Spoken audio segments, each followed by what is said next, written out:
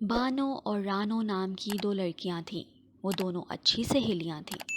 بانو اور رانو دونوں ایک ہی محلے میں رہتی تھیں، لیکن بانو اسکول اور گھر کے ہر کام میں دلچسپی لیتی تھی۔ وہ تھی بھی بہت ذہین اور عقل مند، جبکہ رانو آرام پسند و تھوڑا بے وقوف اور کم عقل تھی۔ ایک مرتبہ بانو نے گرمیوں کے دنوں میں اپنی نانی جان کے گھر جانے کا ارادہ کیا اور نانی جان کے گھر جانے کی تیاری کرنے لگی۔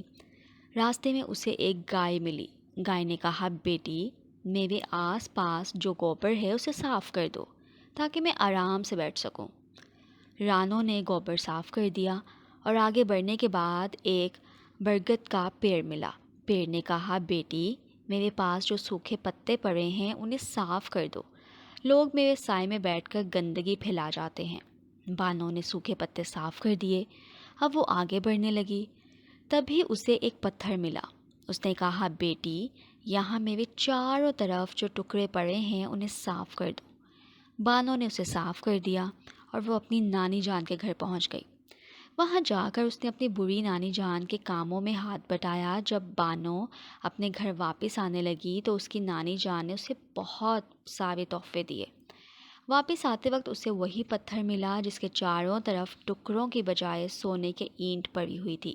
پتھر نے کہا، بیٹی، تم جتنی چاہو اینٹ لے لو۔ بانو نے کچھ اینٹیں لے لیں اور آگے بڑھنے گئی۔ پھر اسے برگد کا وہی پیڑ ملا۔ رانو نے پیڑ کے کہنے پر اس کی شاخوں سے لٹکے ہوئے قیمتی کپڑوں میں سے کچھ کپڑے لے لیے۔ اب بانو آگے بڑھی، اسے وہی گائے ملی۔ گائے نے کہا، بیٹی، تم جتنا چاہو اتنا دودھ پی لو اور یہ میٹھا بھی ساتھ لے جاؤ۔ بانو اس طرح اپنے گھر واپس آ گئی اور سبھی باتیں اس نے اپنی سہیلی رانو کو بتائیں۔ رانو نے بھی اس کی باتیں سن کر اپنی نانی جان کے گھر جانے کا ارادہ کر لیا اور وہ جانے کی تیاری کرنے لگی۔ راستے میں جاتے وقت اسے وہی گائے ملی اور گائے نے کہا، بیٹی، تم یہ گوبر صاف کر دو۔ اس پر رانو نے کہا، میں بانو نہیں ہوں جو آپ کی بات مانو۔ آگے بڑھنے پر اسے وہی برگد کا پیڑ ملا اور پتھر ملے، اور ان دونوں نے جب رانو سے صفائی کرنے کو کہا تو اس نے انہیں بہت ٹکا سا جواب دے دیا۔ اب وہ اپنی نانی جان کے گھر پہنچ گئی اور نانی جان کے گھر جا کر اس نے کوئی کام نہیں کیا، بلکہ خوب کھایا پیا اور نئی نئی چیزوں کی بے جا ضد بھی کی۔ جب رانو اپنے گھر لوٹنے لگی تو اس کی نانی نے اپنی کام چور نوازی کو کچھ بھی تحفہ نہیں دیا۔ راستے میں واپس آتے وقت وہی پتھر اور برگد کے پیڑ ملے۔ ان دونوں نے رانو پر چھوٹے چھوٹے پتھروں اور سوکھے پتوں کی برسات کر دی۔ رانو وہاں سے بچا کر نکلی کہ وہی گائے مل گئی۔ گائے نے ایسی زور کی لات ماری کہ وہ دور جا گری۔